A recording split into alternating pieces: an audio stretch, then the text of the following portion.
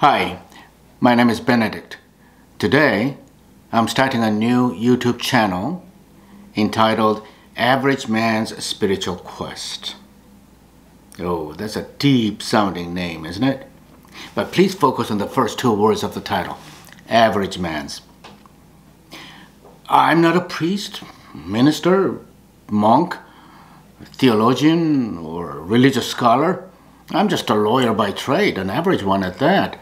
And I'm not particularly exemplary in such a way that I can turn to people like you or anybody else and tell them do this and don't do that either.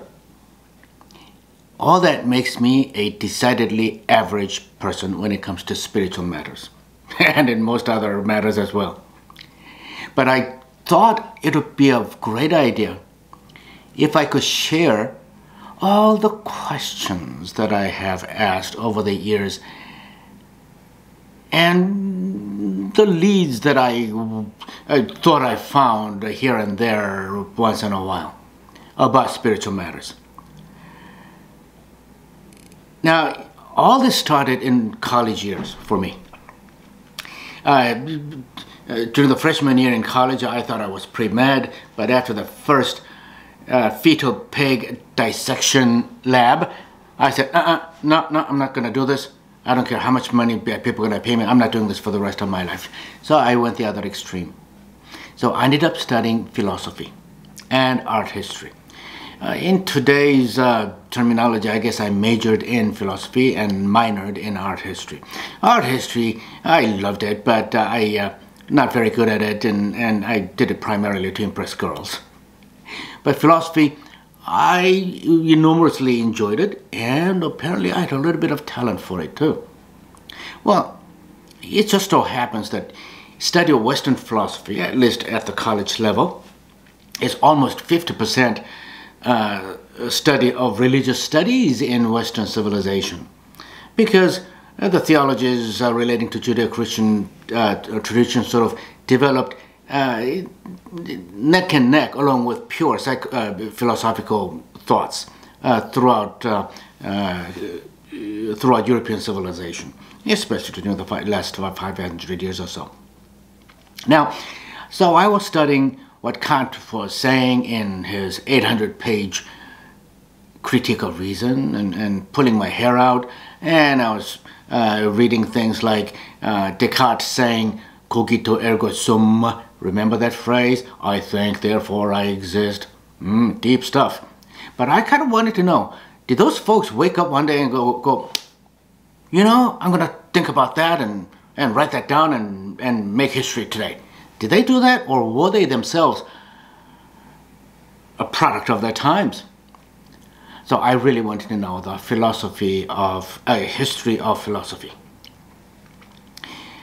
And then once I began to have a little bit of a picture of the history of philosophy, I wanted to know where history of philosophy fit in the larger scheme of things. I'm talking about world history. Oh, okay. Now art history began to make a little bit more sense too. But then I noticed that, humanity always fought wars throughout world history. So I wanted to know what gives.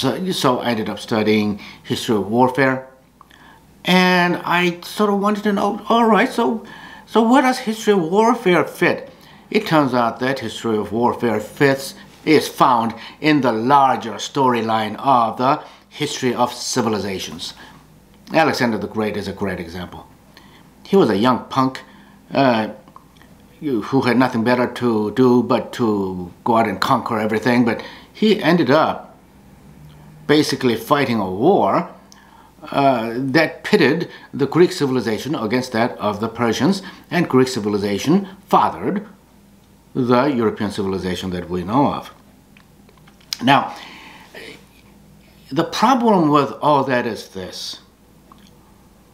Once you see those things, then it becomes very, very difficult for you to listen to what your ministers tell you, what your priests tell you, what your monks advise you, and take them on their face value without asking questions in your mind. So once your mind has been contaminated like that, then it becomes inevitable that you are thereafter condemned to continue to ask questions and seek leads yourself. It's kind of unfortunate if you think about it, because a lot of people outsource their thinking about spiritual matters by going to church on Sundays, or by visiting temples deep in the mountains and praying and doing the Buddhist things and various other things. They outsource their thinking to the priests and ministers and monks and other religious scholars and theologians and whatnot. Not religious scholars, they're scholars, but theologians. But people like you, well, the fact that you bother to visit this particular video based on the title Average Man's Spiritual Quest tells me that you may be somebody somewhat like me. You don't have any choice but to keep asking questions and finding leads that somehow make sense. Because a lot of what you hear don't seem to make sense. You don't know what to make of it. And maybe that's why you flicked your finger and came into this video. Now, do you know what all this makes people like you and me? We are consumers. Consumers of information, teachings, and other things that you hear in churches and in temples and synagogues and frankly overflowing in YouTube channels all over the place. We are consumers. So think of this channel as something of a consumers forum where people like you and me, who just want to know a little bit more, who want all these teachings and information about spiritual matters and religious matters to make a little bit more sense to us. People like you and me get together in this channel and talk about those things. Sometimes make fun of certain things. Sometimes find new leads. That's what this channel is for. In that vein, you and I will look into all of the major established religions of the West and East. Of the West, we're talking about Abrahamic religions. We're talking about Judaism, Christianity, Islam, and so on. In the Asiatic religions, we're talking about Hinduism and Buddhism. And as you probably know, Buddhism is an offshoot of Hinduism. By the way, Hinduism grew out of the older philosophical tradition of Vedism. And speaking of Vedism and Hinduism, it is so mind-bogglingly deep and vast and intellectually oriented. Do I know it? No, of course not. But I've looked into it enough to ask questions, comparing a lot of things that Hinduism talks about with what is offered or what is taught in Christianity and other religions. And we'll also look into non-established religions like shamanism. I have a beef with the terminology shamanism. You know, the word shamanism comes from, apparently, a Mongol word that means something like spirit in animals and rocks and sky and so on and so forth, things like that. But fact of the matter is, major established religions have used the word shamanism in a derogatory way a lot of times. But we'll talk about all that too. And we'll look into other spiritual practices too.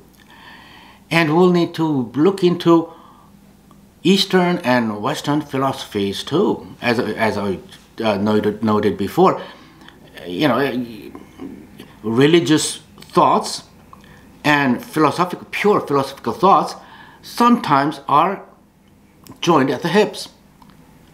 So we'll need to look into those things and see if we can make sense of religious thoughts with philosophical approach and vice versa. Those things are fun. And finally, we'll need to look into science, of all things. We're talking about quantum physics in particular, and maybe a little bit of cosmology, the big scale of studying the universe, a la Einstein. Of course, quantum physics is the opposite way. You're looking at the subatomic level, where you talk about things like quarks and things like that. Okay? Am I a physicist? No, of course not. Can I do math? No. I forgot it a long time ago when I became a lawyer. But I know the story coming out of quantum physics. And quantum physics started at the dawn of 20th century with people like Erwin Schrödinger and Werner Heisenberg and people like that. And what they found was very, very difficult even for themselves. In fact, Schrödinger later on stopped doing it because he couldn't reconcile what he was finding out. And interestingly, both of them had deep knowledge of the teachings of Hinduism. I'm not saying that they practiced Hinduism, but they really, really knew Hinduism. And that's because a lot of things that they were beginning to find out, not all of them maybe, but a lot of them, the Hindus have been talking about for the last 5,000 years. 10,000 years according to the Indians themselves. Well, Indians say their history is more than 10,000 years old, but what are we to say? I mean, you know the recent discovery of an archaeological site at the southern end of Turkey called Göbekli Tepe. It's like a Stonehenge-looking thing with signs of permanent habitation, and it's over 11,000 years old. So what are we to say? Anyhow, I digress a little bit. So we'll look into all those things together. So I cordially invite you to drop by once in a while in this channel and have fun listening and thinking together with us. And by all means, please write to me. Please write to me with your own questions and leads, and I'll make sure that we talk about it in our future videos. But before I go, there's one little caveat in small print. I'm a lawyer after all. Yeah, I have to sound like a lawyer. In this channel, I offer no truths. I don't know any. If I knew some, I wouldn't be here, would I? This channel is basically what I said it is. It's an average man's forum as consumers of information about religious and spiritual matters. And it's going to be loads of fun talking about these things. Okay? So I hope to see you once in a while in this channel. Thank you very much. Bye.